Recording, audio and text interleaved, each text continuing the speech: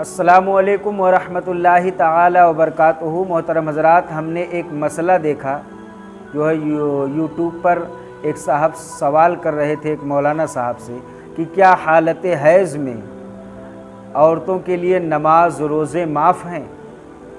ये बिल्कुल बहुत अच्छा मसला है आपका, अल्हम्दुलिल्लाह।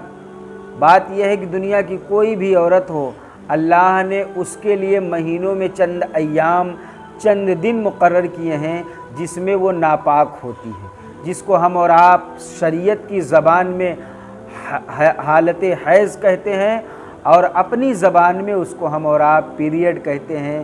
कि उसकी कम से कम की मुद्दत जो होती है वो 3 दिन होती है और ज़्यादा से ज़्यादा की मुद्दत 10 दिन होती है।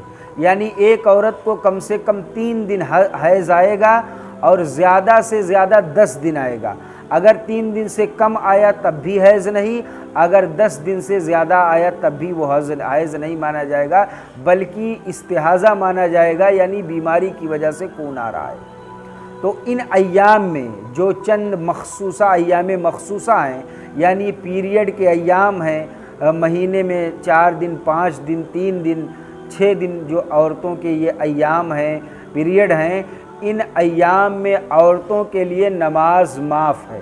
यानी अब वो जो इन अय्याम में नमाज़ें क़ज़ा हो रही हैं तो ये नमाज़ें उनके लिए माफ़ हैं। अब वो दोबारा उस नमाज की क़ज़ा नहीं करेंगी। उनके लिए अल्लाह ने ये ऑफ़र दिया है कि वो नमाज उनके लिए माफ़ है।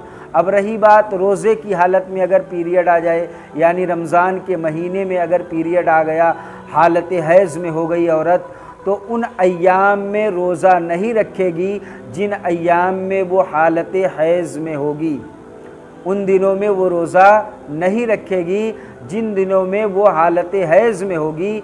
जब हालत हैज़ की मुद्दत गुज़र जाएगी उसके बाद वो रोज़ा जो हालत हैज़ में गुज़रा है उसकी क़ज़ा फ़र्ज़ है कि औरत रमज़ान मुबारक के महीने गुज़र जाने के बाद उतने रोज़ों की क़ज़ा करे, उन रोज़ों को अदा करे, यानी उतने रोज़े रखे जितने रोज़े उसके हालत पीरियड में क़ज़ा हुए हैं। तो पता ये चला कि नमाज तो माफ़ है, नमाज दोबारा क़ज़ा नहीं की जाएगी, लेकिन जो रोज़े क़ज़ा हुए हैं हालत हैज़ के उनको अदा करना औरतों पर फ़र्ज़ है।